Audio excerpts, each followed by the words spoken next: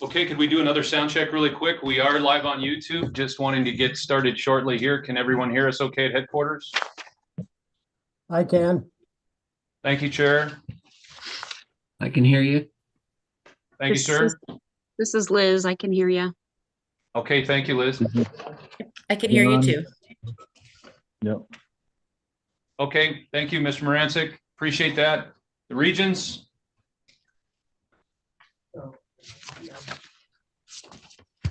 We can hear you in Region 4. Okay, great. We have you loud and clear. Thank you. We can hear you in Region 5. Excellent. Thank you. Region. Okay, Region 1. Thank you. We can hear you in Region 6. Thank you.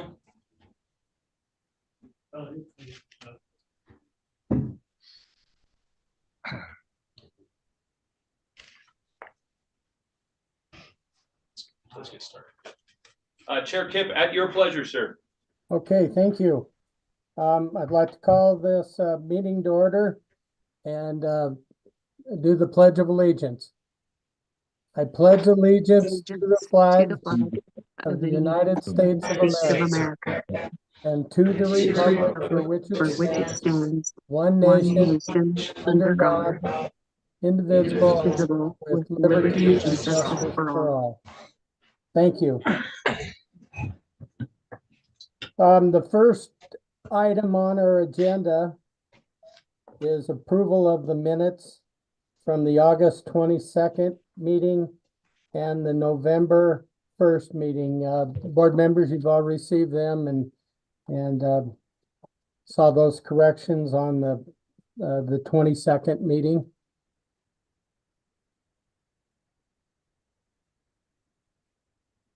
Jody, did you see those minutes? Yes, I did. Okay, and Liz and John both? Yes, they did. John, this is John. Okay, I would move approval of both meeting minutes for both dates. okay, Liz moves to approve both of those meeting minutes. Do I have a second? I second that, Mr. Chairman. And Jody seconds that. Okay, all in favor of approval of both those sets of minutes, say aye. Aye. Aye. Okay, so we have 4 in favor, so the minutes are approved.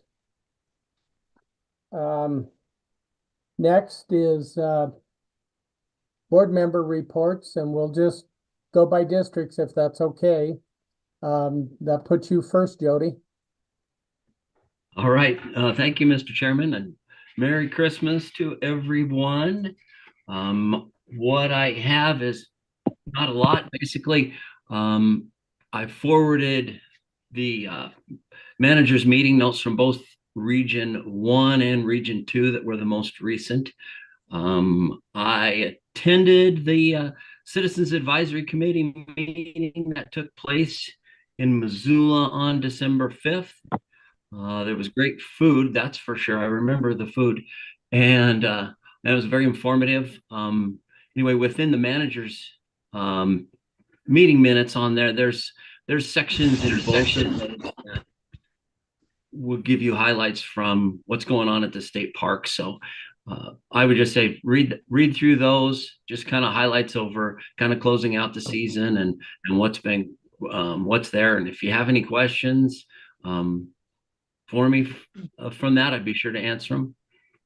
But other than that, Mr. Chairman, that's all I have. Okay, thank you, Jody. District 2, that's me. I sent out the winter Bannock newsletter to our board members a couple weeks ago. This last Saturday, I attended the Christmas wreath walk in Bannock. They place, I think they had 24 wreaths, and they place them on the different doors of the buildings. You walk around, you pick your favorite, vote on it, and then choose to make a bid on any of them that you would like to purchase during their auction. The Bannock Association is the group that puts that on. They raised $800 that'll get put back into Bannock directly through their projects. They had, they served hot dogs and chili, and it was quite well attended. John Phillips is the manager there, and it was really excited at the final turnout for people. On Sunday, we went over to Lewis and Clark Caverns and participated in the Candle Lantern Cave Tour, which is really a neat thing to do. It should be on your bucket list. It's always fun to go to the caverns, but to go through with a candle and that low light, it's quite amazing. Last year, we had real cold weather last year, if you remember, and they end up canceling a few of those dates. This year, the weather was wonderful. The hike up to the entrance was great. You could stop and just really look around and get some great scenery. We had an excellent tour guide, volunteer and employee for the parks, Bill, and he came to us from Illinois. He's been out here for a couple years, but he had a lot of great history to share about the parks, the founding of it, how it became our first state park in Montana, and how it was named. Things that I did not know, and it was great. Just one warning, keep your head down all the way through the beaver slide with the low light.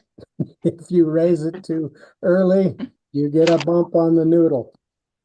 So later that day, we're on our way back home. We stopped at the Beaverhead Rock, and from the lookout on the highway, you look back at the state park, and there was a local artist there that was painting the Beaverhead Rock. It was doing a remarkable job. It's interesting to see the different types of uses that happen in our parks out there. But that's my report for District 2. So next is District 3. Liz?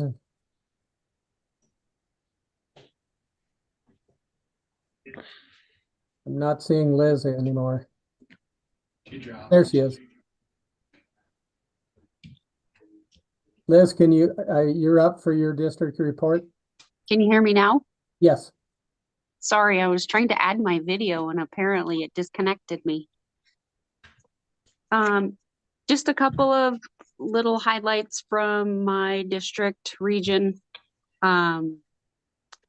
Hooked on Fishing, which is where some of our FWP people go into schools and teach about fishing, has been going great. However, they usually take the kids out ice fishing in January, so maybe we could have a cold white Christmas or January for them to be able to go on the ice. It's been unseasonably warm up here.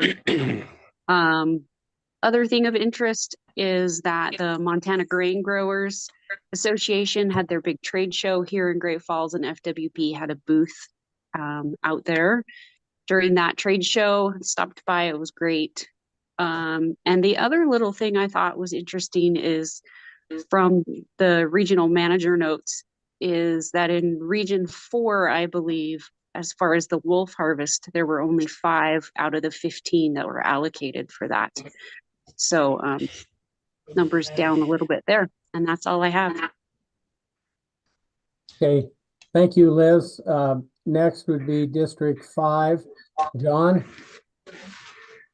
Yeah, I visited the Region 5 headquarters here in Billings and met the office manager, Pam Kaiser, and the soon to be the new office manager, Rob Sakura, because Pam is retiring, and but there was some confusion with many people that what what parks were in district or what encompassed District 5. And Makoshika was always thought to be in District 5, but it's not. It's in District 7. Most of Region 7 is in District 5, but it also bleeds over into District 4, and that's where Makoshika is in Glendive. So that was good to figure that out. And then we looked at all the parks in District 5, but it was nice to talk with these guys. We're going to have a new state park in Miles City at the railroad depot. So everybody was excited about that. And besides that, I need to get with the managers, which I haven't been able to get that done yet. So that'll be come up in the next month or so. That's it. Okay, John, thank you. Next on our agenda is the director's report. Dustin Temple next, please. Good morning, Mr. Chairman, members. So the department's been busy, as you may imagine, but I want to just take the time to acknowledge the successful season that our parks and outdoor recreation staff have. Those folks continue to keep our sites open and safe and exceed visitor expectations in spite of ever increasing visitation to all of our sites. So they did a great job, as they always do. So just a shout out to our staff. Our biennial season setting concluded last week with the commission making their adoptions. Of particular interest to the board would be the weapons restrictions approved for state parks to manage hunting appropriately within our state parks. That's not something that we had done in the past, but I believe that's a good step in the cooperation between the board and the commission as far as appropriately managing hunting opportunity in state parks. Believe it or not, it is budget construction season already in preparation for the next session in 25. So we've begun that work. Proposed budget priorities will come to this board and the commission for your consideration and potential approval in April, likely. Working on our assessment of capital projects and prioritizing those so we can get those out for bid and ready for the next construction season. And then the director's office met recently with our regional recreation managers, our regional access managers, and our regional maintenance managers to assess just how the reorg of parks and outdoor recreation is going, and what resources they might need, what gaps they might see, what improvements they might suggest. Those were really positive conversations. All three of those groups are working on some fleshing out some ideas that came up there. So we're looking forward to that product. And then maybe most notably, Hope Stockwell, our parks administrator, has departed the agency for another position in state government. Her last day was last Friday. So in her stead, we have appointed Deb O'Neill here to my right. Deb is very capable, long tenured with the department, spent time in wildlife, spent time in the responsive management unit, and most recently has been heading up special projects very capably for the director's office. So she will be taking over on sort of a long-term temporary assignment for the Parks and Outdoor Rec revision. So she'll be reaching out to each of you in turn to have some conversations, but you'll find her capable and up to the challenge. And that's my report, Mr. Chairman. Thank you. And welcome to the parks, Deb. Thank you very much, Mr. Chair. Okay, our first action item today is the Consolidated Public Use Rules of ARM for lands administered by the FWP.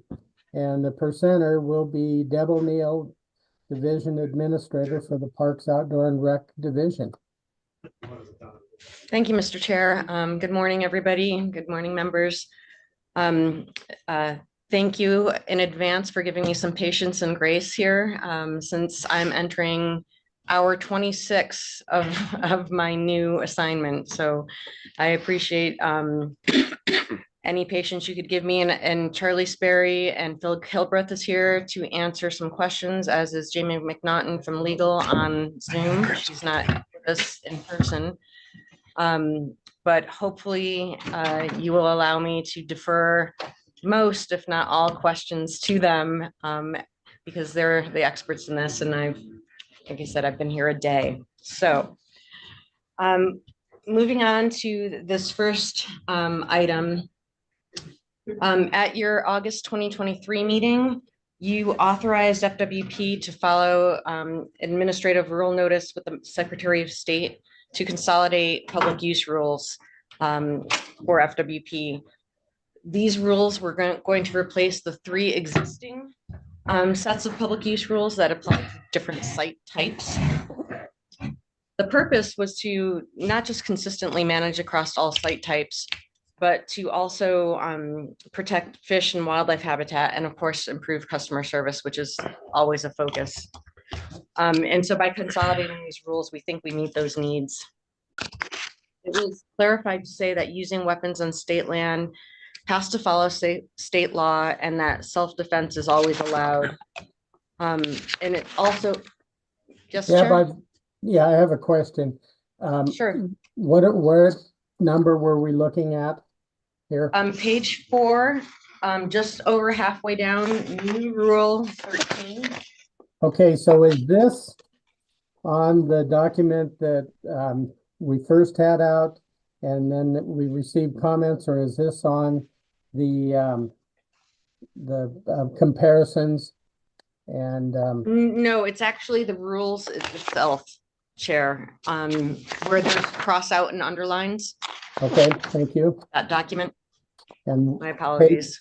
page 4, Page 4. okay. I'm sorry, start again, please. That's okay. So, so we clarified this one to say that using weapons on state land is allowed, but it has to follow state law, and self-defense is allowed. And it doesn't prohibit discharge of weapons during the act of hunting where allowed in state parks. The next one, we heard a few instances identified by the public where language was lost or written, so it caused some confusion for them. And what we heard was that the public thought access to land would change from open unless posted closed to closed unless posted open. And that was completely unintended. We're always looking to preserve access and opportunity, all the access and opportunity we have. The other thing we heard about that was the public thought this would trigger MIPA analysis if changed. And in consultation with legal, we found that this does not trigger MIPA analysis. Just initiating rulemaking does not trigger MIPA. So it is not needed. And if we do deem a significant impact, we could sure look toward initiating a MIPA analysis if we think we need to.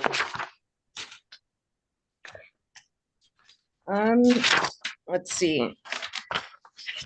In addition to these broad public use rules, we're still going to need site-specific rules, and the ones we have are still in place.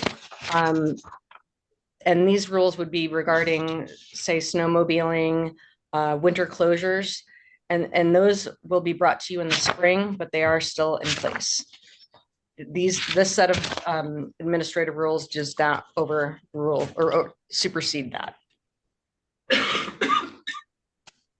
The last thing I will offer is you have a one-page clerical edits that we found.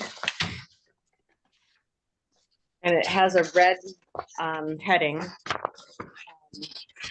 And there's just a couple changes that we caught, and we're crossing out recreation and inserting public use rule or public use.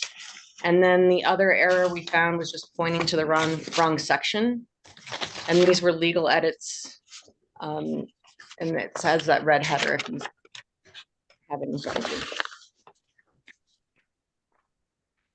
So with that, we ask the commission or the board, pardon me, to adopt as final the proposed consolidated set of public use rules with edits drafted by FWP in response to the public comment, in addition to those clerical edits. And we ask that the board adopt alternative B.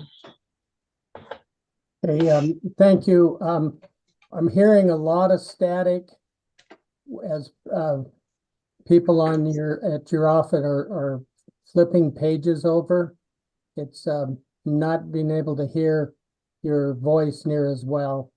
So do we have mics placed in a different spot today or what? But very noisy on my end.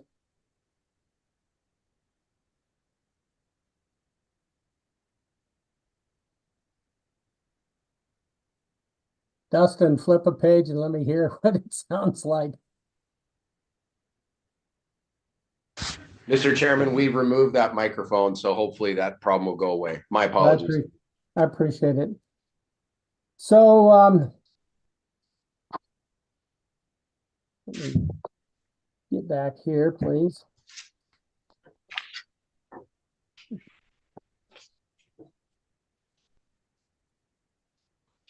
So the presentation, discussion and questions from board members. I have a question. We received, we have these edited rules, and then we received language that had the comparison from the old ones and from the WMAs, the state parks, the general, and then so now we have it down to a consolidated public use rules, the green document. And that language there, is that the complete language for each ARM rule? Go ahead. I'd like to defer to Charlie, please. Yeah, Chair Kip, Charlie Sperry.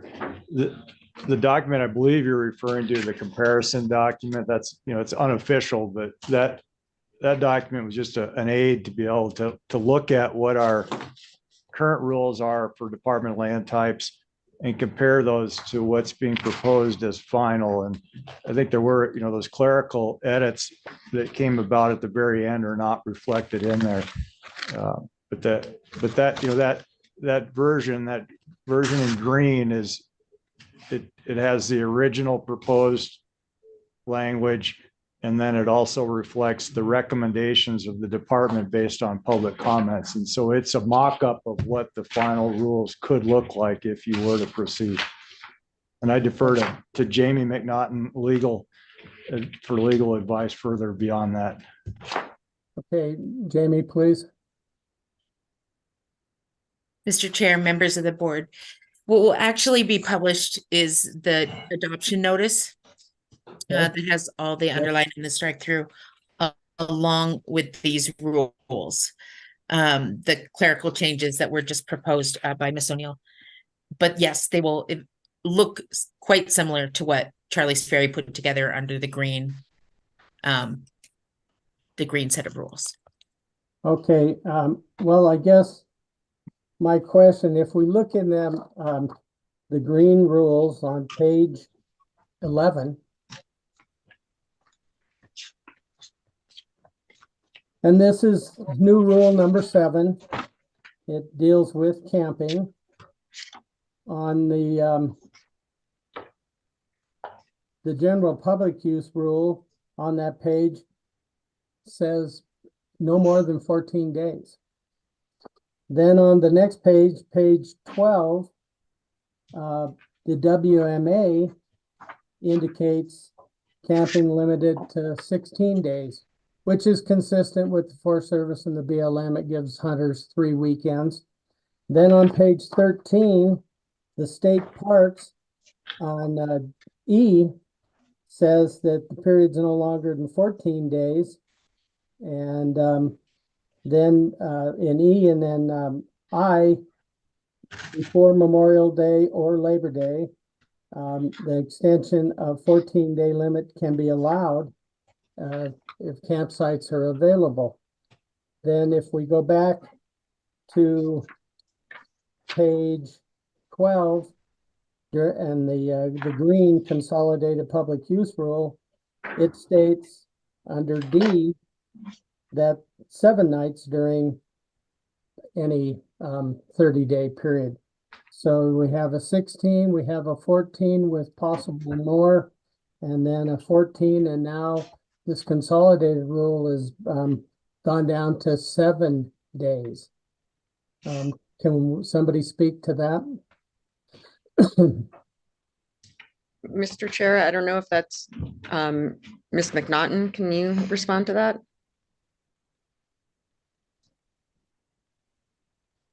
Okay, I would also point out that under general public use rules on page 12, second line down from the top, the general public use rules that were passed by both the department and the board back in the 80s had the limit to 7 days as well. So when we were the department, so parks and WMAs and enforcement were all looking at this, 7 days is what they agreed to propose, and that both the commission and department have agreed to make that change under the green ones in sub D down to seven nights. Okay, thank you. When visiting with the manager at Bannock State Park, they have a shoulder season and peak season like every park would. Quite busy from middle of June to the middle of September. Not busy in the fall. And the camping that they have in the fall is mostly hunters. And the hunters, want to stay there a longer period than 7 days. In the old state park rule, it said that that could be allowed. Are there going to be options for the department to allow some little flexing on some of these new rules if we adopt? Mr. Chair, Yes. if I may, on page 12, under consolidated public use rules on D, where you identified that the public could camp at one or more campsites in a public use area for a period of longer than 7 nights during any consecutive 30-day period. It says unless otherwise posted by the department. And I think that's the key here. That's the rule unless otherwise posted that you will be adopting. So if, just say for instance, Bannock, if there's no one there and the manager says there's available campsites, then he could say they would be able to stay longer. That is correct, Mr. Chair. Okay, that's the only question I had about these, how they would kind of blend together. And I understand trying to have one set of rules that kind of covers everything. But any other comments or questions from our board members? Yep. Yeah, Mr. Chairman. So if I understand that camping limit rule, then it would be 7 days across all of the land types, right? We'd still have 7. We wouldn't. So 14 or 16 in the WMAs would be down to 7, correct? Yes, Mr. Chair and Member Loomis, that is correct unless otherwise posted.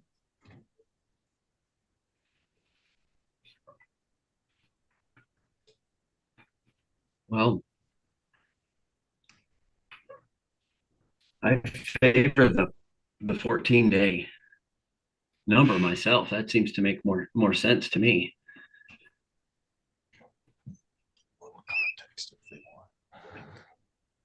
Any other thoughts from board members? I would agree with that. 14 days, yeah. Mr. Chair, John, Please. I actually would agree with the 7-day limit, and here's my rationale for it. Is the FWP has already consulted with these other two groups and asked them for consideration as to what they thought was a reasonable number to make these rules uniform. So given the fact that the other major groups, the WMAs, and I'm drawing a blank. Anyway, have already agreed to 7 days. I guess I'm in favor of following what they've already agreed to. And if we change it to 14 days, we may not have agreement from some of these other groups. So my opinion is to stick with the 7. Okay, thank you, Liz. John, have you got any comment there?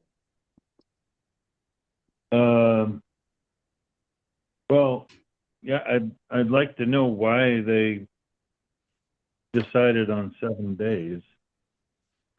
Mr. Chair, Member Loomis, I'm going to have Charlie Sperry answer that with your permission. Hey, Charlie.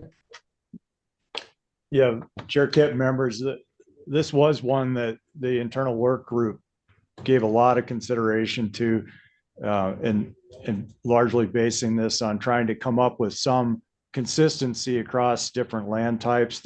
And the critical piece in there is the ability to post a longer stay limit, and very likely you would see that reflected in the seasonal rules for very specific sites where we would exercise that authority. The other thing that we were considering in terms of coming up with the figure 7 was we have heard a lot of discussion publicly about the public's interest in camping at state parks and the difficulty at times of being able to secure a campsite. And so this is a means of trying to create some more turnover in terms of campsite availability. But again, just overemphasizing that we too recognize that there are some time circumstances in places where it would make more sense and better service to our public to be able to provide a longer stay limit. And so we would exercise that where it makes sense. I hope that answers some of your questions. It does. Back to Jamie, please. When was the general use rules adopted? Well, Mr. Chair, they were originally adopted back in 1972, most recently updated in 1988.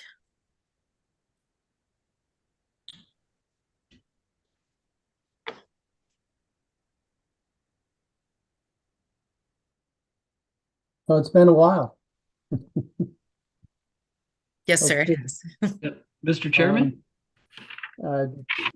Jody, please. Well, a couple thoughts. Maybe I need some clarification on the current commission rules for the WMAs allows the camping limit is 16 days in any 30-day period. Is that correct, Jamie? Because you were referring back to some time back. Isn't this is the rules adopted by the commission for WMAs? Mr. Chair, members, member Chair Kip was referring to was the general public use rules in the second column. Okay. On this page, what you're referring to are the WMA rules that are separately set by the commission. And yes, 16 days in the 30-day period, but then there were also limits on no overnight stays in several of the different WMAs. Correct. Well, Correct. yeah. So we have a change in, except for some exceptions they list where there's no camping at all, and that would, those changes would, those exceptions would still have to be implemented, correct? Mr. Chair, if I may, Member Loomis, we just wanted to make sure that you were aware that the commission did adopt these rules last Thursday or Friday. Right. Okay. So my thought is a possible oversight on these rules, and we're looking at them to see maybe there's something that was missed here.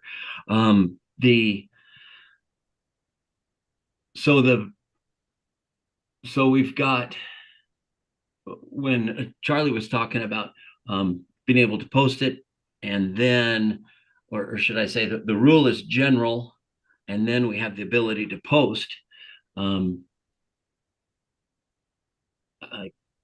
I guess I can understand posting things in the campground is much easier than posting things across a WMA as far as site specific things. So I was thinking that in my thinking, the 14-day wasn't much of a change from the 16. That's why I thought that was a good number.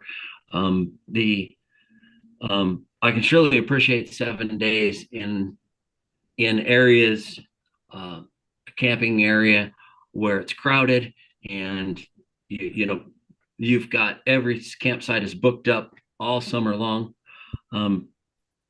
I was trying to figure out in my head how we also accommodate though the WMA uses for camping opportunities, people during hunting season. Of course, my hunting camp is set up from the opening day till closing day during rifle season. So I know a lot of WMAs are popular with hunters. So that was kind of my concern there over the camping limit. So Charlie, if you want to chime in.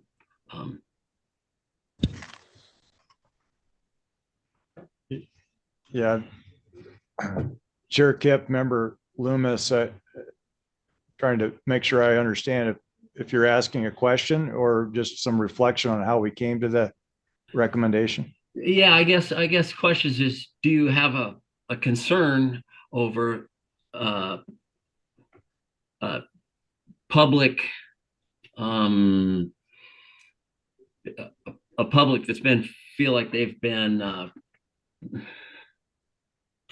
the public may be not pleased with having their camping reduced from 16 days to 7 days within a WMA, especially amongst hunters. I would say would be the biggest group there. Is that a concern? I mean, do you think that this is manageable with the public, or do you think we're going to have an outcry here over this reduction in opportunity on WMAs? Mr. Chairman, Member Loomis, if I might, this rule was heard.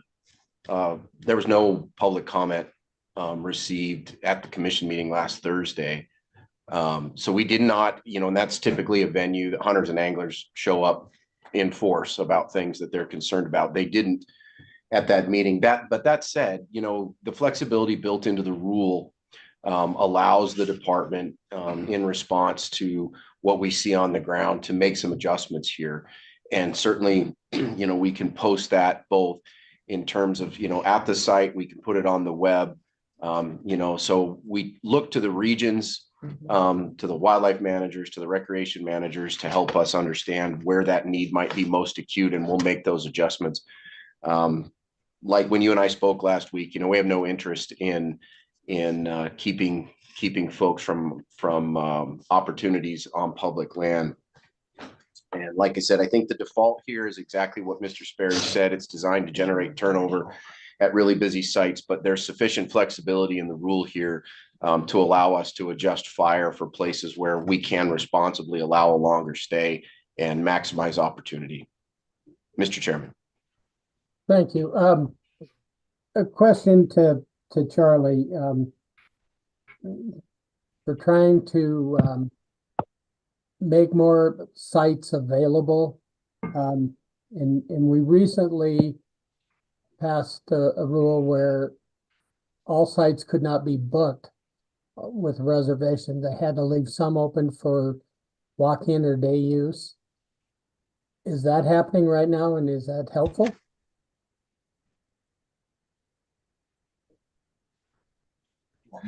Mr. Chairman, that, that legislation that generated the rule, that rule just took effect. So we will see that reflected in the reservation rates in the upcoming season. So Okay. as far as its effect, we're not going to probably be able to tell you that until next season. We anticipate that it will help in terms of allowing some more opportunity for particularly resident campers, but we won't have any specifics on its performance until we get through a season with it, Mr. Chair. Okay. So, any other questions, comments from our board members?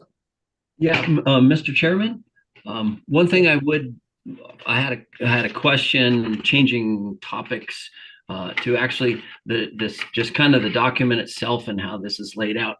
But I would before I address that, I would like to say, just for those who aren't aware, I should clarify for the sake of transparency that I do currently serve on the board as VP, Vice President of the Capital Trail Vehicle Association. They are a local multiple use organization here in Helena. I'm also a member of the local snowmobile club and statewide organization. So I just wanted you to know that I did reach out to these organizations to get their input on the consolidated rules document. And the CTVA has submitted written comments in response to those. I did not write those comments, but I don't necessarily disagree with them. And also, let's see, and the snowmobile clubs, to my knowledge, did not. But I did receive some pretty good comment, some pretty good discussion with both individuals and the clubs on snowmobile use from the statewide group and also the local group. So one of the concerns that was laid out by the snowmobile community to me, one of the big things is now that the WMAs and the rules that are currently in place that identify snowmobiling and snowmobiling areas and where it's allowed on the WMAs, their concern is that that would be lost because, of course, the ARM document shows that snowmobiling is not allowed except in designated areas.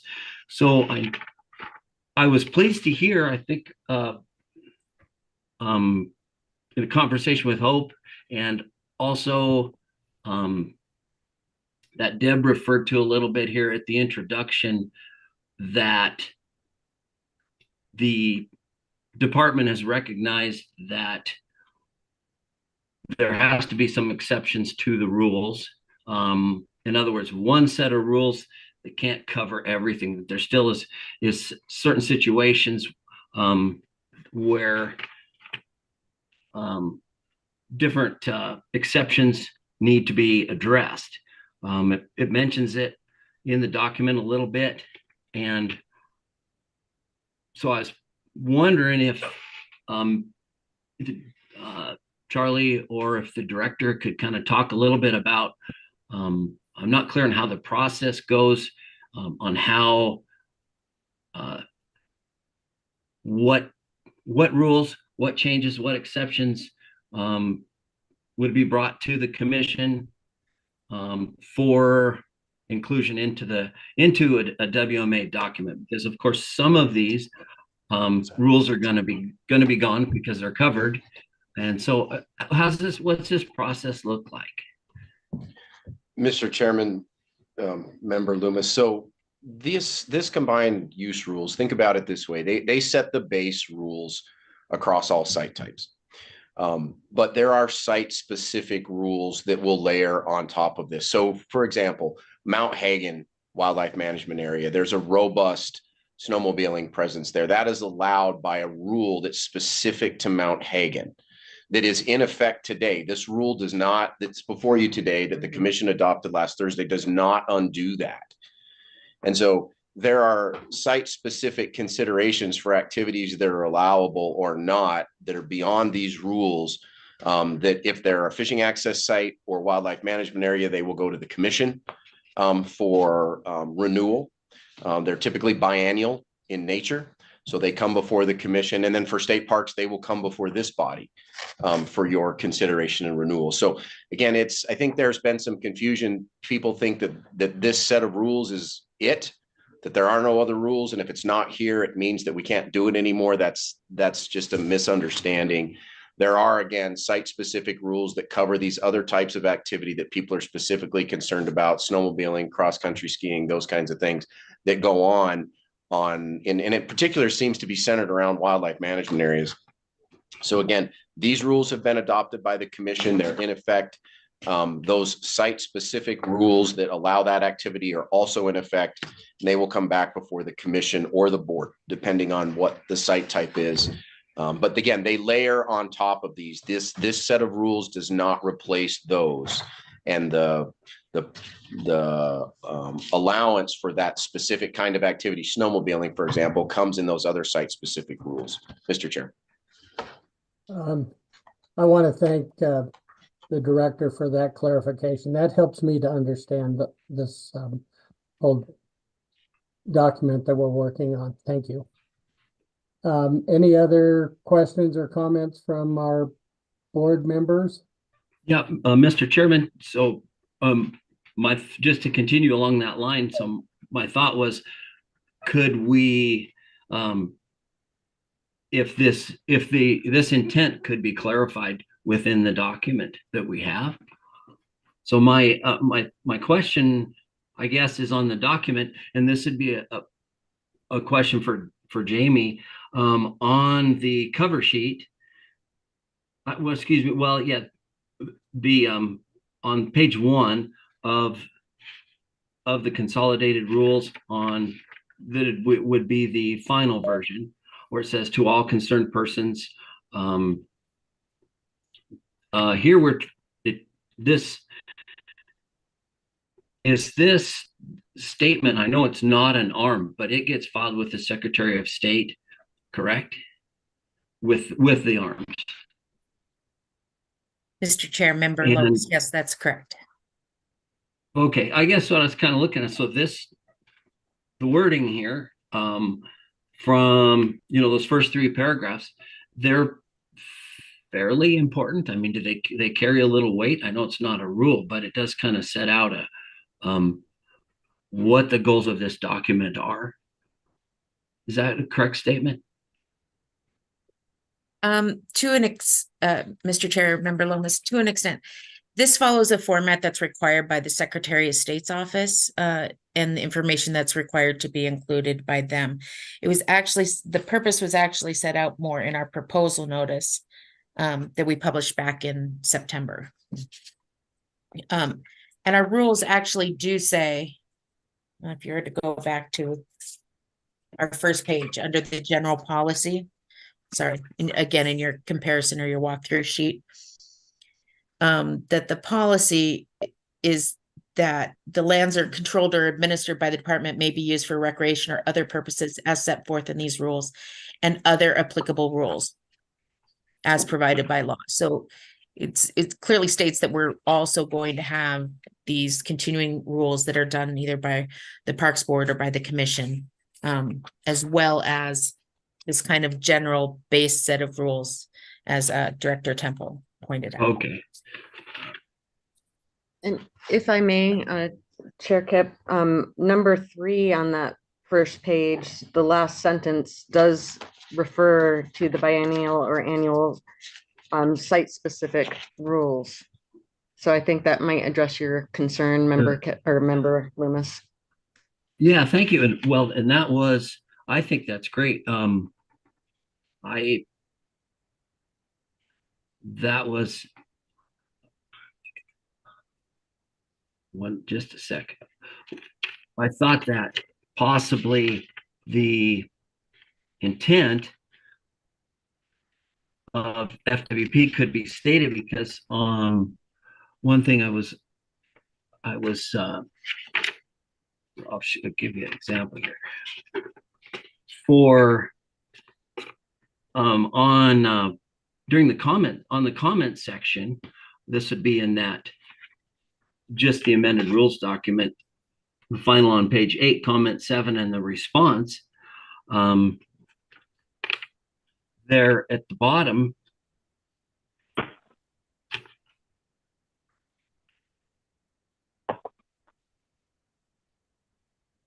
What page, Jody? but just one sec here.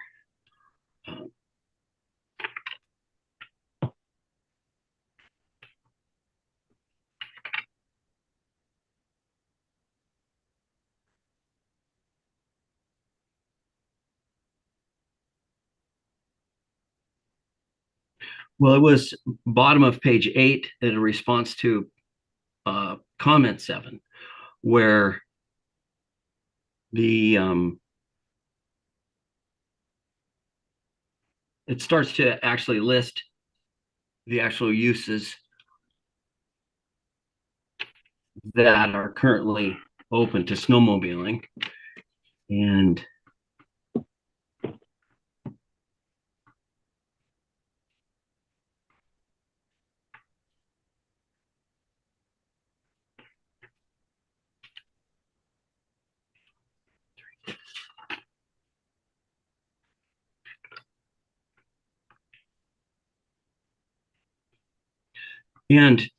what I've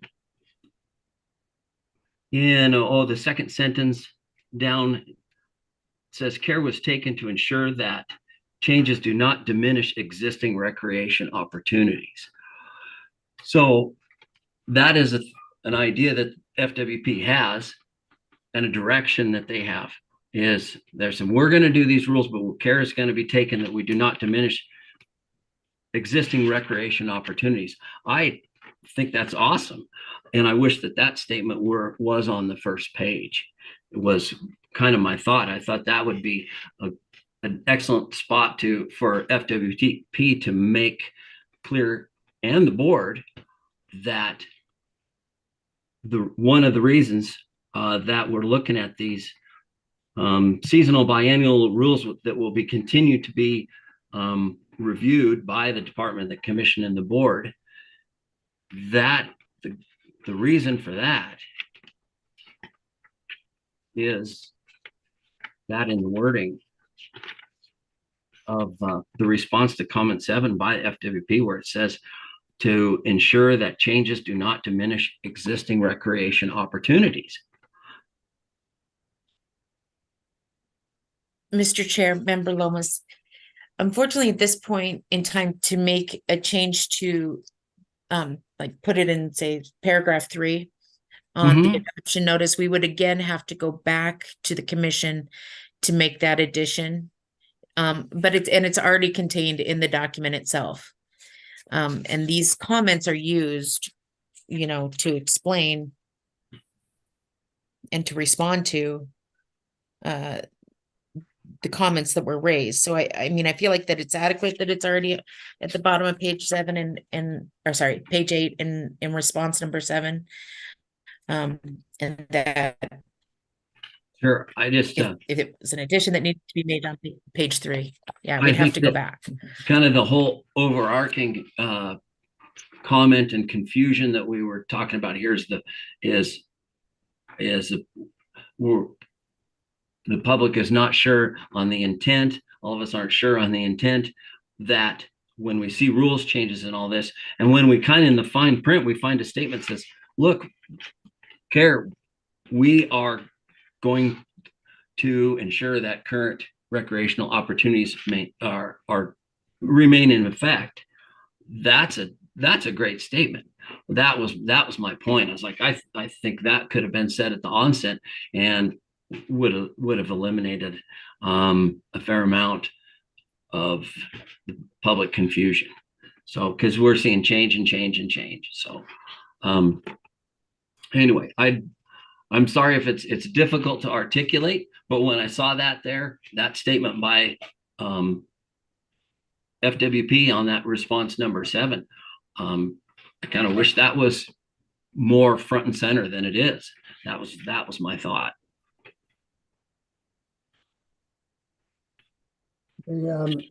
Anything from John or Liz?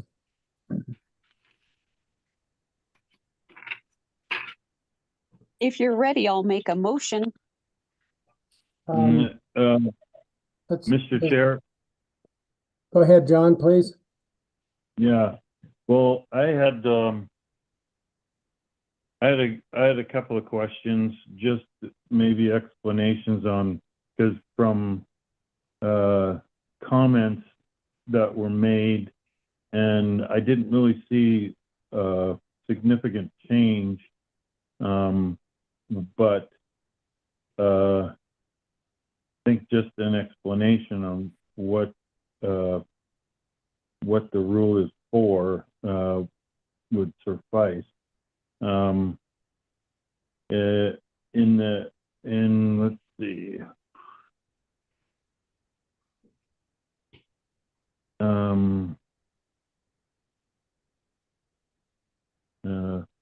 Oh yeah, so rule number 6, F, no metal detectors. I just would like an explanation on what the thinking is on that.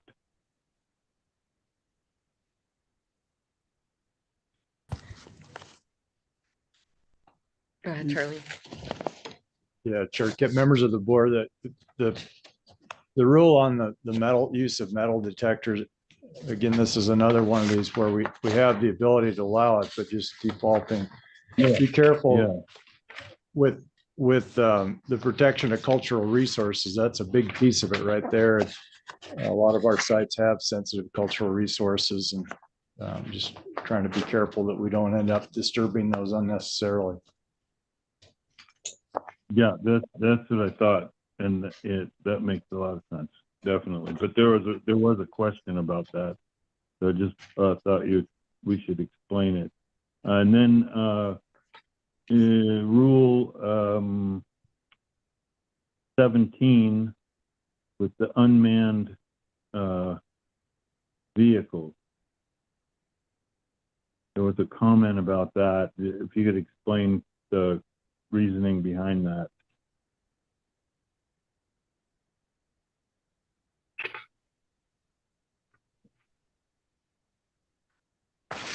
We're just trying to find it right now. What page are you on, John?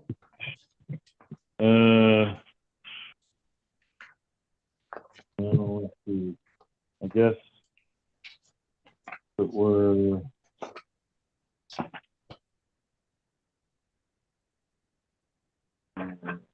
I found the comment in the adoption notice and our response to it that both the commission and the department have agreed to. It's at the bottom of page 12 of the proposed adoption notice, and the top of page 13, it's comment number 23 and response number 23.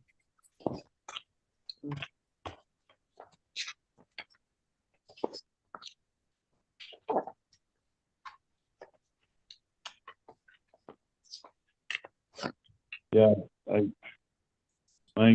lost power here, so I don't have my computer. I only have that information on my computer. What does it say?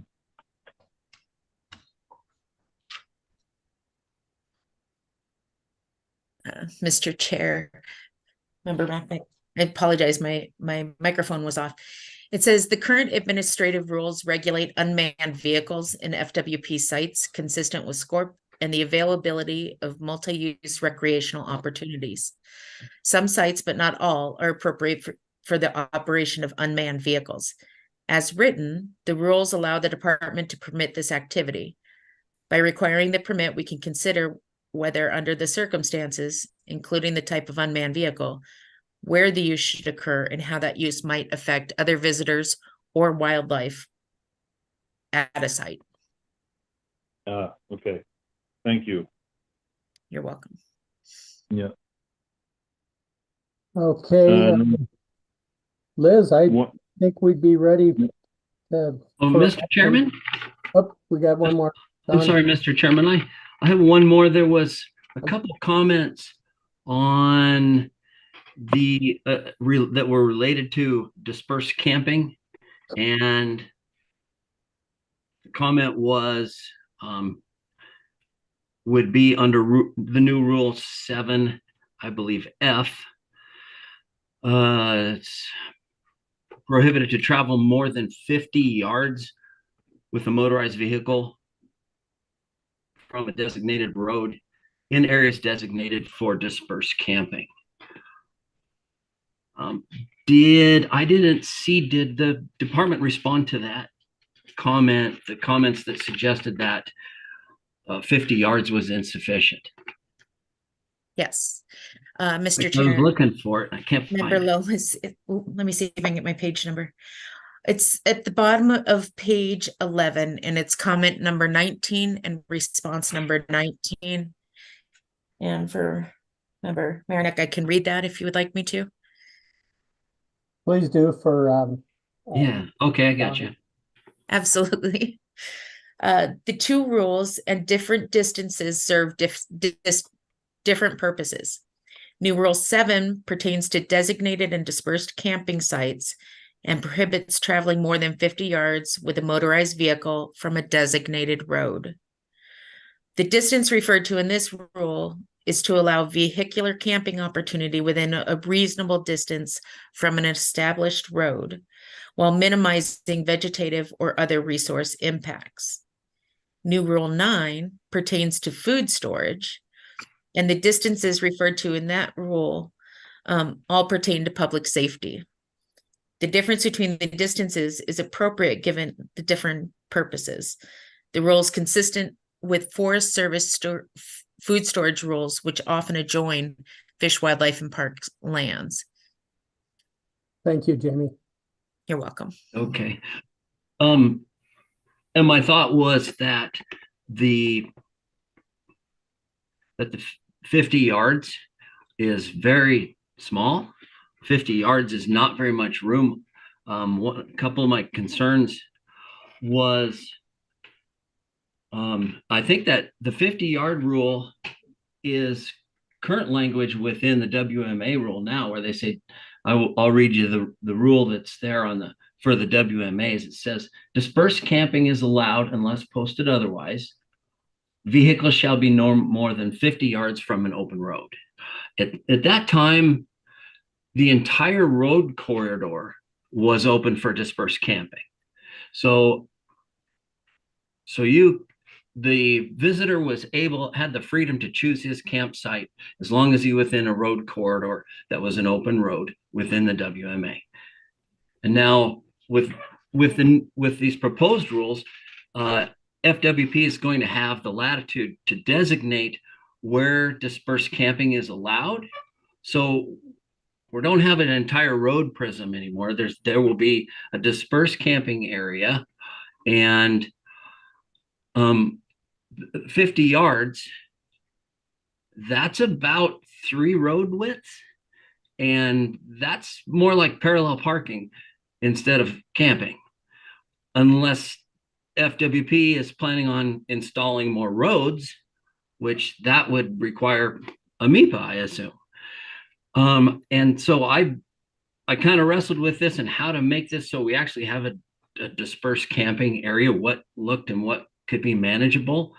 And I think that 100 yards is a more reasonable number for that. I also think that 50 yards camping off of a designated road could present a safety hazard if you got kids or a dog. That's a pretty short distance from what could be a very busy road. And so I think that needs to be considered. And the 100-yard rule is 300 feet, and that is common on national forest. So the document does refer to some consistency with the national forest, which in most national forests, you can camp along the road prism, not actually a designated site. So that is a change. And also many forests are 300 feet. They're not all consistent, that's true. But that down to a very small 50 yards is, in my mind, a significant change. And this is also a concern of a couple commenters stating that 50 yards for dispersed camping off of a designated route is not sufficient. So that's my comment. I don't have a question. Mr. Chairman, Member Loomis, that 50 yards is an existing rule if you look on your comparison document at the bottom of page 11. So that is in effect today. So it's consistent with the WMA use rules that are already in effect and went into the new consolidated public use rules that were adopted by the commission last Thursday. So we don't see that as a significant change. Okay, well, Mr. Chair. I also, another comment, I appreciate that. I appreciate that, Director Temple. I understand that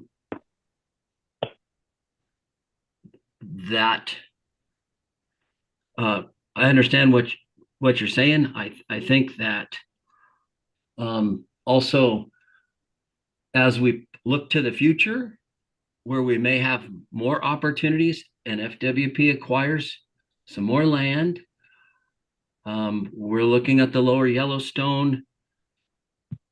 I think 50 yards is pretty small. If you could imagine, most of us have been to Summers Beach. If you imagine that field there, that people park in, or that we have parked in, now there's a parking area, but the size of that field, if that was open to dispersed camping, you couldn't get to the middle of it.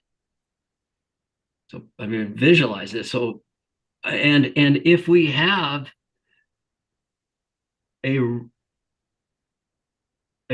distance that was set at 100 yards in the ARM rule, is there anything preventing the department from making special exceptions where if we have erosion issues, or we've got somebody getting too close to a creek, we've got other management tools that we can use to control that, rather than just a broad brush, 50 yards, that's it? Can't we be a little bit more nimble here? So I guess my question is, if there's a certain area that is a problem, that can be addressed, correct? Mr. Chairman, Member Loomis, what I would argue that the rule does exactly that. So we're going to set it at, we existing WMA public use rules prior to the new rules been adoption set it at 50 yards. The new rule is consistent with that. But again, the department has the ability to propose site-specific rules to the commission and the board should we feel that there's a place to allow more opportunity. I said it to you in our conversation last week, and I'll say it to the full board here. Our focus is to maximize opportunity where we can do it responsibly. Not all site types are created equal. Wildlife management areas are purchased for a specific purpose. And those are not, the primary purpose there is not for camping. They are typically for big game winter range or habitat protection. Our first responsibility in those sites has to maintain fidelity to that purpose.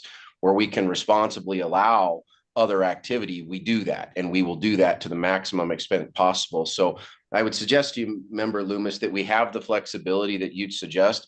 Our direction to staff, and I know our staff look to find more opportunity, not less.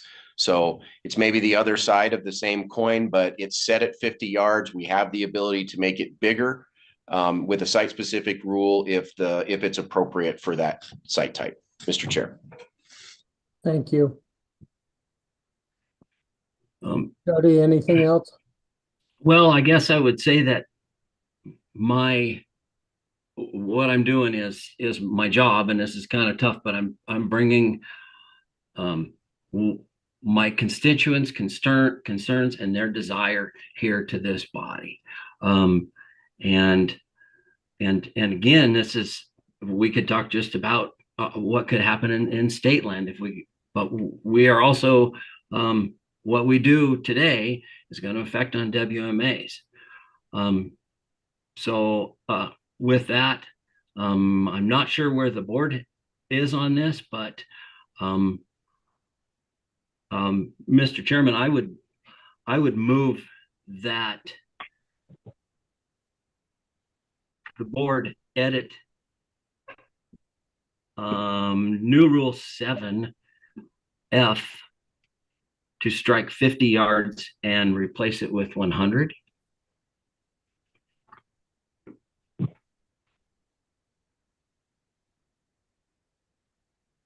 Okay, is that a motion then? It is. And then I would need to call for a second.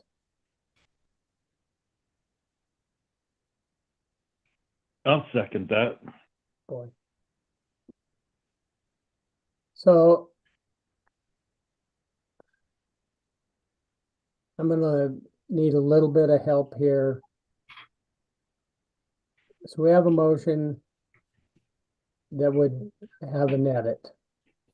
Do we vote on that first before we go back to the general motion with the? Mr. Chair, I believe we, and of course,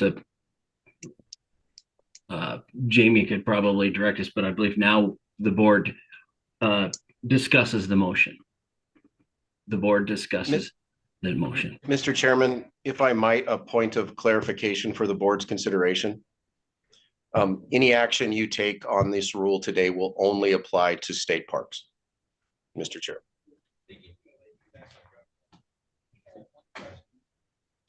Okay. Jamie, does that change your thoughts any? Yeah, you're discussing the, Oh, I meant Jody. I'm sorry, Jamie. I apologize. No, I apologize. Well, it was my understanding that this is a consolidated document, but I still would, if I could have the dispersed camping freedom for folks to go 100 yards off of a designated road.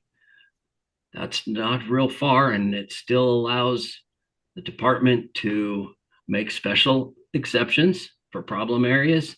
I think it would serve the public better. It's been reflected in comments, and also I think it would also be a safety component to that as well. Mr. Chairman, this is But, Liz. Please, Liz. I am not a Robert's Rule of Orders expert, but I do believe we have to have the original motion on, we need to have a motion on the table in order to even be able to make an amendment to this document. So I believe we need a motion on the table first, and then we could vote on whether or not. Then Member Loomis could make the amendment to the motion, and we could vote on that then. But someone who's a Robert's Rule of Orders expert should probably weigh in. That is correct, Chair Member Whiting. You need to make a motion on the original proposal first, then discuss it, and then make a motion to amend. Thank you for the clarification, Jamie. So I think we get back to Liz. Would you offer the motion then? Sure. Mr. Chairman, I move the State Parks and Recreation Board adopt as final the proposed consolidated set of public use rules with the edits drafted by FWP in response to public comments received as reflected in the draft rule adoption notice and the clerical edits proposed today for all land types administered by FWP to improve consistency and customer service. Do I have a second to that motion? I'll second that. Okay, Jody. So second by Jody. then we'll vote on that. All in favor No, of, we have a Nope. now we have discussion. Yes, Mr. Chair, there needs to be discussion, and this is where member Loomis can make an amendment. okay, Mr. Chairman, I move that the Parks Board edit new rule 7F that states travel more than 50 yards with a motorized vehicle from a designated road in designated areas for dispersed camping. That 50 yards is stricken and replaced with 100 yards. I think that this would increase safety, give some latitude and some freedom to the visitors. And I also believe that any issues can still leaves the department freedom to address site-specific issues to reduce that, because the department does have the authority to determine where these areas are. And I'd ask you to support my motion.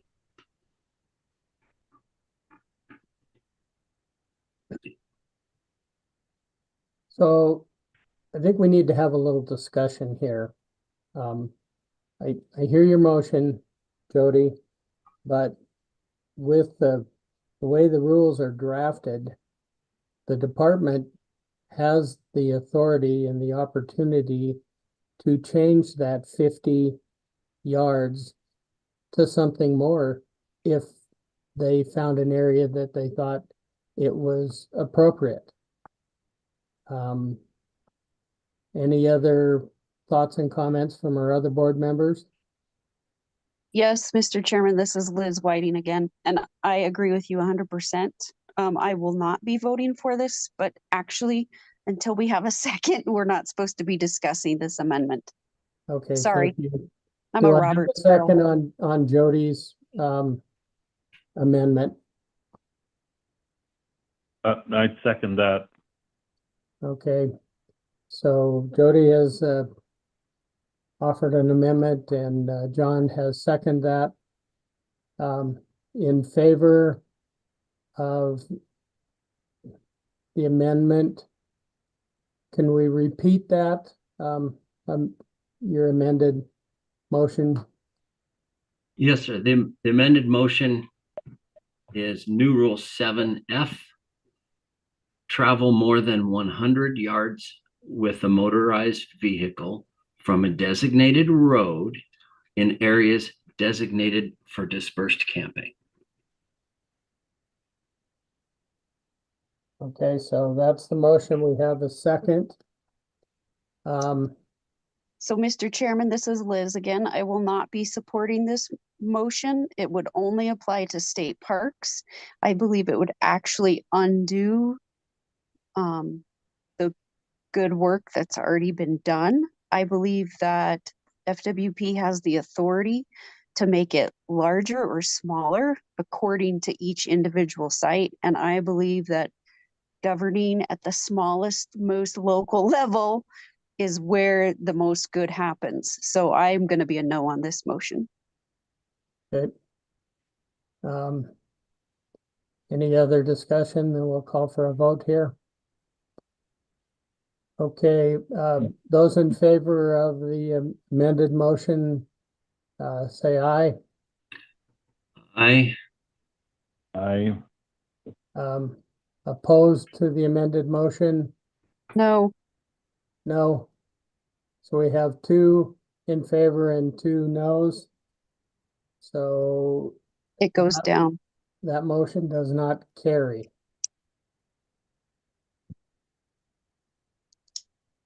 So, So now you move back to the original motion that I made, Mr. Chair. okay. And that again was move the State Parks and Rec Board adopt as final the proposed consolidated set of public use rules with the edits drafted by the FWP in response to public comments received as reflected in the draft rule adoption notice and the clerical edits proposed today for all types of land administered by the FWP to improve consistency and consumer or customer service. All in favor, say aye. Aye. Aye. Aye. So, and Liz, you're an aye. Correct, Mr. Chair. Okay, so that motion passes 4-0. At this point, we would ask for any public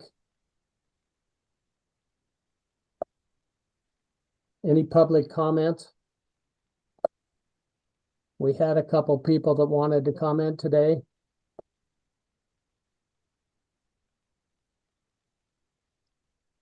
Mr. Chairman, I apologize again. I'm not the best at Robert's rules, That but was- I believe public comment has to happen before we vote. And so, Yes, I agree. yeah. Okay. So we'll strike that vote and we'll ask for public comment. Do we have anybody that wants to comment on this consolidated public use rules? Whoever's taking care of that at the headquarters. Mr. Chairman, Eric, here we have one guest with a hand up, Casey York. Okay, Casey, introduce yourself and who you represent. Good morning, Mr. Chair and board members. I am Casey York out of the Bitterroot, and I'm with Trap Free Montana Public Lands. Unbeknownst to the general public and up until now, we seriously doubt many knew about the consolidating of arms, which on face value seemed reasonable and benign, but we're unaware of all these changes and the impact, at least no one that we knew. This is why there were probably so few comments. There are a number of new rules and now some amendments covering a range of outdoor recreation that warrant review and public comment. Specifically, few, if anyone, knew about the new rule on page 4 that now would allow trapping on wildlife management areas and fishing access sites, even including state parks, encompassing hundreds of thousands of our public lands. The new Rule 14 says they will now be open to trapping unless prohibited and posted closed. This will diminish existing recreational opportunities for the general public and threaten their safe use. Where can you safely recreate on public lands from trapping other than a few trap-free areas and national parks? FWP wrote this change, since the original proposed ARM, is based on public comments from an October 2nd public meeting. Yet we weren't aware of the meeting, and in reviewing the comments thereafter, we saw no comment in support of opening more trapping on these state lands. Truly, how would the public newcomers and especially old timers know? Across our massive state, there are already vast areas to trap. This is a setup to the public for an accident just waiting to happen. Are you aware trapping is legal year-round in Montana? There's no limit to the number of secreted baited traps and snares a trapper can set. There is no signage required. While there may be some restrictions now, what's next? Foothold traps set for beaver, such as the TS-85, are so massive and powerful that wolf trappers use them. 10 by 10 inch body crushing conibear traps for beaver only have to be submerged 1/3 in water to be legal.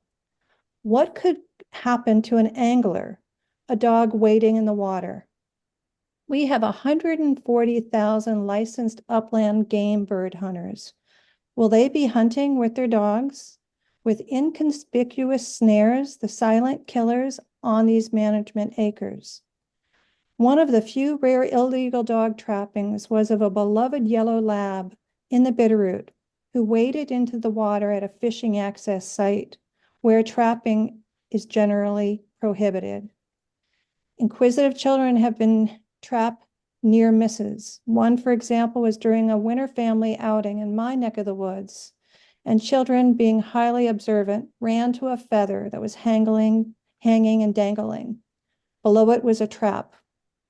Their dog, however, got there first.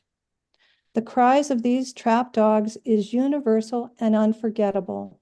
This, too, is what these little kids experienced. An average of 35 dogs a year are reported trapped in our state. And those are just the ones that get on the reports. Public safety should take precedence over trapping. In approving these proposals, it is a given more dogs and perhaps people will be trapped. I don't think you want that on your conscience. Please oppose this arm until it is given due diligence by you, which many of you were attempting today, and it goes through the proper public participation process. Thank you for the opportunity to comment. Thank you. Anybody else set up to comment now?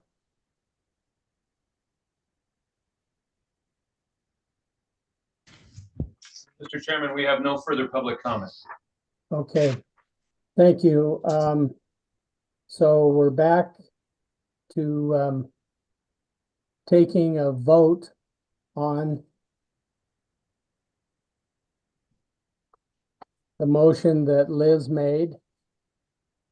So all in favor of that motion, say aye or raise your hand. Aye. Russ is an aye. Jody, aye. Liz?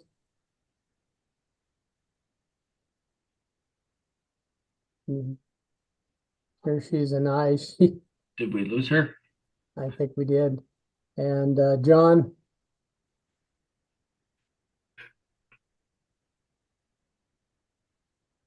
Member Whiting, sir. Mr. Chair, we have a raised hand from Member Whiting. Okay, where? I'm not seeing it.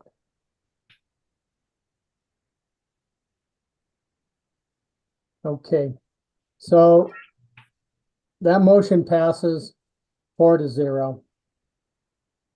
Mr. Chair, excuse me, this is Sarah Clergett, and I apologize for being late, Chief Legal Counsel, and I just want to clarify a point of order here. The motion you had on the floor, you voted on it. That was correct. Liz was correct that we needed to go out for public comment first.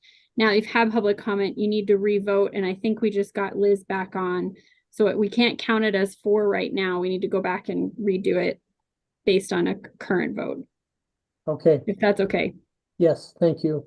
Mr. Chairman? Sorry, Chair Kip, I accidentally lost my panelist status again. So yes, I am a yes. Okay, Jody, you have a question? I'm sorry, I was just gonna say, a question for legal counsel, do we need to read the motion again? Not if everybody's comfortable that they understand what the motion is. You can proceed. Okay. Okay, so that final motion that Liz made, all in favor, say aye. Aye. Aye. Aye. John? John?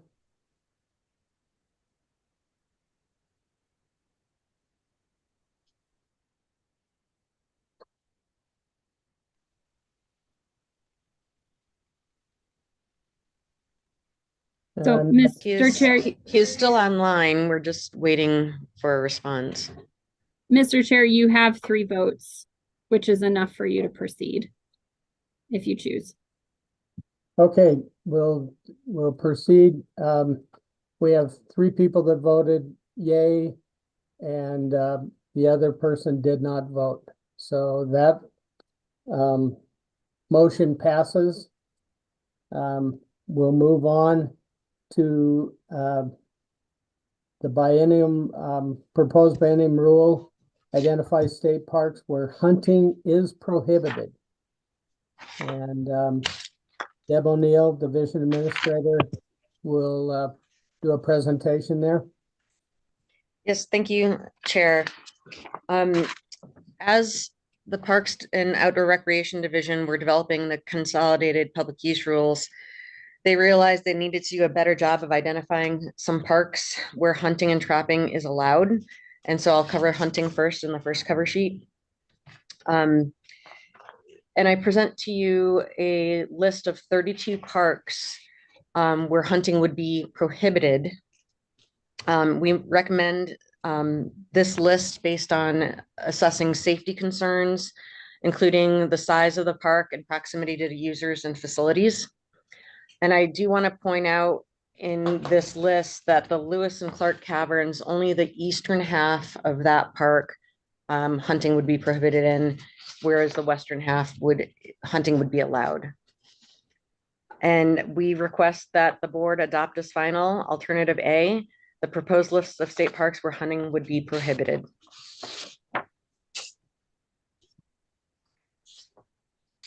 Okay, do we have any discussion or questions from board members? So, Mr. Chairman, if it's okay, let me make the motion and then we can discuss it and have public comment and then we can vote on it. Thank you. You beat me to it. Okay, I'd entertain a motion. So, Mr. Chairman, I would recommend that we adopt as final the proposed list of state parks where hunting would be prohibited. In the interest of time, I will not read the extensive list, but we all have it in our packet and it's been available on the website. Okay, do I have a second? Second. Okay, Jody seconds that.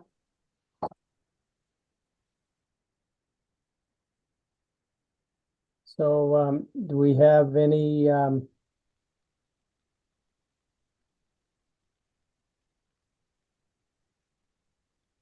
we looking for public comment now, Sarah? Yes, Mr. Chair. Okay, thank you. Do we have anybody in the queue to comment? We have no commenters online, Mr. Chair. Okay, so no comment. So then we can vote on this. All in favor? Mr. Chair, sorry, 1 second, just to clarify that there's no discussion. You can have discussion first if you want it before them. If there's no need for discussion, then you can proceed to the vote, but this is where discussion happens. Okay, thank you. Any discussion or comments from the board members? Mr. Chairman, this is Liz. I am going to be voting for this. I think it's a good idea to just put it in writing where it is prohibited. Okay. Any other discussion, comment? Okay, then we will call for a vote. Of those in favor, say aye. Aye. Aye. Aye. Aye. John is an aye. Yeah. Okay, so that moves forward. The next thing on our agenda is state parks where trapping is allowed. And we'll ask Deb O'Neill to do the presentation here. Thank you, Mr. Chair. I guess this is your last agenda item, board members. And I might add that the Parks Division, Parks and Outdoor Rec Division also made this assessment while they were looking at the consolidated public use rules. And I want to point out that trapping at these 3 parks are already allowed. It's occurring already. What we're asking is to allow these under, well, let me see. these are allowed, right? Yeah, these are allowed already. So these three parks, Thompson Chain of Lake State Park, Missouri Headwater State Park, and Fish Creek State Park. We have restricted types of traps and sets that can be used there, and that's outlined in the cover sheet. And what we're trying to do is preserve the opportunity to continue trapping in these areas while allowing other uses in these parks. And we did not determine that trapping in these parks would affect any other uses. And so we asked the commission adopt alternative A as final, the proposal to allow trapping at these three parks as described in this cover sheet.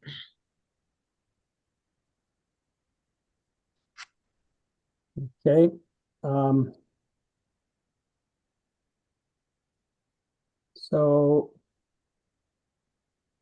So, Mr. Chairman, I would Motion. like to make the motion, Okay. unless somebody else wants to. No, Liz, please do. Mr. Chairman, I move that we adopt as final the proposal to allow trapping at Thompson Chain of Lakes, Missouri Headwaters, and Fish Creek State Parks as described.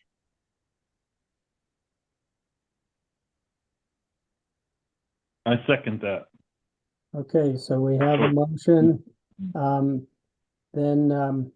Any discussion from the board members about that motion? Mr. Chair, I do, I remember some comments from some of the managers for Fish Creek State Park, and it's a pretty popular area for trapping, I think, in the wintertime with some of the routes that I think guys go in and snowmobiles, and it's a pretty well enjoyed activity in Fish Creek. So I'm glad to see that it's on the list. Okay. Any other comments from our board members? Do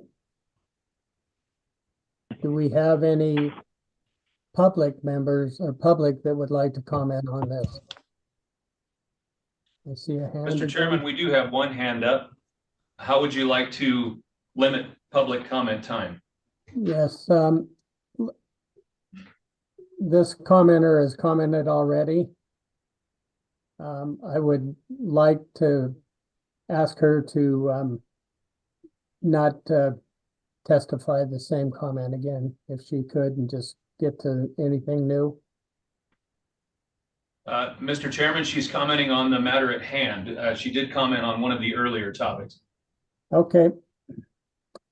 Then And would you like to limit her? Would you like to limit her time, sir? 5 minutes, please. 5 minutes, very well. Mr. Chair, board members, it's Casey York out of the Bitterroot with Trap Free Montana Public Lands. This is a little confusing to us because you say these parks are already opened to trapping, these state parks. So why is there a proposal to open them to trapping? That begs to raise the question of what kind of trapping, what more trapping. In talking to one of the managers of one of these state parks, it's limited to water sets for beaver and muskrat. In light of that, or in addition to that, looking at Fish Creek Park, like you said, is a very popular park. It's an enormous park. It covers over 5,600 acres. It promotes, if you look at it, all about, hiking and outdoor activities, all sorts. Does not mention trapping. They did a recent summary public survey. The park sits right in the middle of the wildlife management area there. And in this survey, people said 65% of them enjoy fishing, 62% enjoy camping, 44% hiking, 30% wildlife watching, 28% hunting, down to floating, horseback riding at 4%. There was nothing in that survey that we saw that addressed trapping. I caution you and feel that the public, we feel, the public should take precedence. Public safety should take precedence over trapping, and to enable and promote, unbeknownst to the public, that these state parks, one of them, and excuse me, I'm forgetting the name of it. I want to say it was the Missouri. I was told there's a paved hike trail that leads to that park, that people go along there with their dogs. So if this is going to extend beyond the dangers already of trapping in the water to the things like wolf trapping, where these aren't just foothold traps. I've got news for you. I'm not even heavy enough to open them. They're that massive. And potentially snaring, which, as I said, you don't hear those. These hunters out there, who's protecting these bird dog hunters? Campers. How many of us go camping and we have our animals, our dogs, by our campsite, not on a leash? My dog is a Velcro dog, but that doesn't mean if I go hiking, I mean, I don't know how this will impact closed roads. Roads that are closed in the state of Montana under commission rule, that are closed year-round to vehicle use other than, I should say motorized use, other than snowmobiles, have no trap setbacks. None. Therefore, baited and secreted traps and snares can legally be set right on those public roads. How does that play into this? I'm not familiar with you board members, and I respect very much your work and your attempts and your due diligence at reviewing these. And I do hope to get further acquainted, because this is shocking to me that Parks and Recs is now addressing trapping.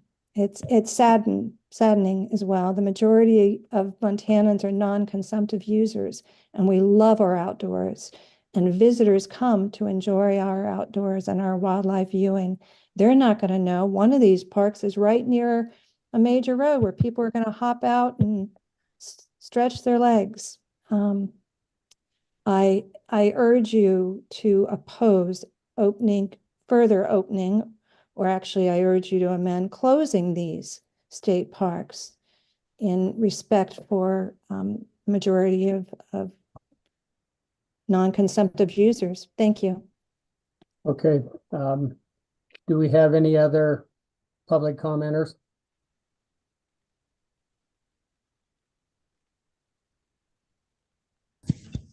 We have no further public comments, Mr. Chair.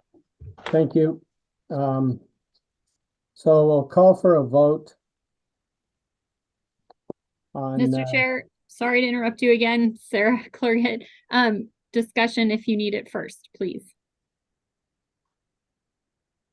Okay, my prompt sheet is not listed in that order, so I keep jumping wrong.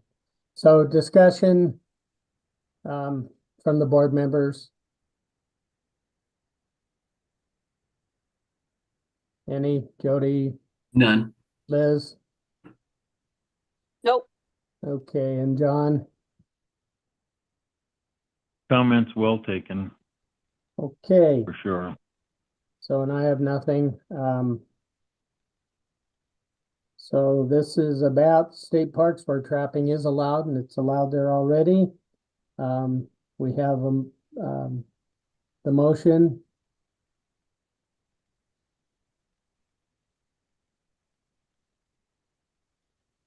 Okay, we'll need a motion. Sarah, do Mr. we Chair, have a I believe motion? you have a motion and a second. Okay, We just thank vote. you. All right, we just vote now. So Yep. all in favor of the motion, say aye. Aye. Aye. Aye. Aye. Okay, so that's 4-0. That motion passes. The last thing that's on my agenda for today is any public comment for items that are not on the agenda. Do we have any other commenters that want to speak today? We have no further commenters, Mr. Chair. Okay, so with that being said, would someone like to make a motion to adjourn this meeting? Mr. Chair, I make a motion to adjourn this meeting. Okay, got a second? I will second that. Okay, so got a motion, a second to adjourn. All in favor, say aye. Aye, Aye. aye, Aye. aye. Aye. Okay, that'll adjourn the meeting. Thank you, Mr. Chairman.